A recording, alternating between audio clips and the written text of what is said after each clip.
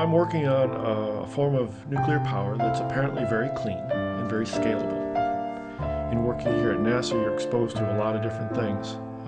And I became aware of a new theory, a Whittam-Larson theory, about 3 years ago now, that appears to explain why you can use the weak force to get at nuclear power in a completely different way. I had been working with Louis Larson, one of the authors of the paper, to understand the theory.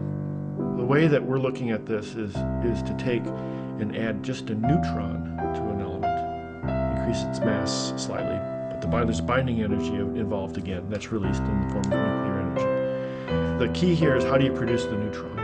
And that's the exciting thing that's been becoming more and more evident in the work from the past 20 years that people have done worldwide.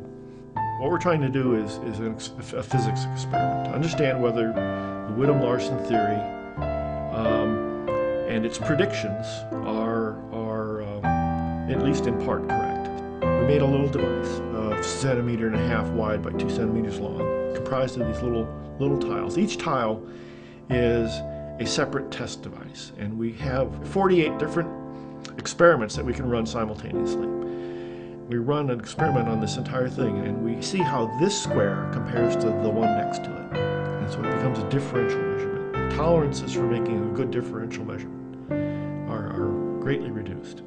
The other thing is uniformity. We process this device the same, and it accelerates the science we do as well. It makes it easier. The interpretation of the data is much more direct, and the criticisms that have been levied against previous attempts aren't valid in this case. We got to work with a small company on a study to see whether we could do something that's been desirable by NASA for a long time. That's a single-stage, fully reusable space plane, a rocket, something that could take a reasonable-sized payload to orbit and return without shedding any parts. So when you fully grasp what this represents, a very inexpensive, clean form of power. If we were to have such a thing, it would be the sort of technology that would fuel our future growth and expansion and have the ability to raise the standard of living of the entire world.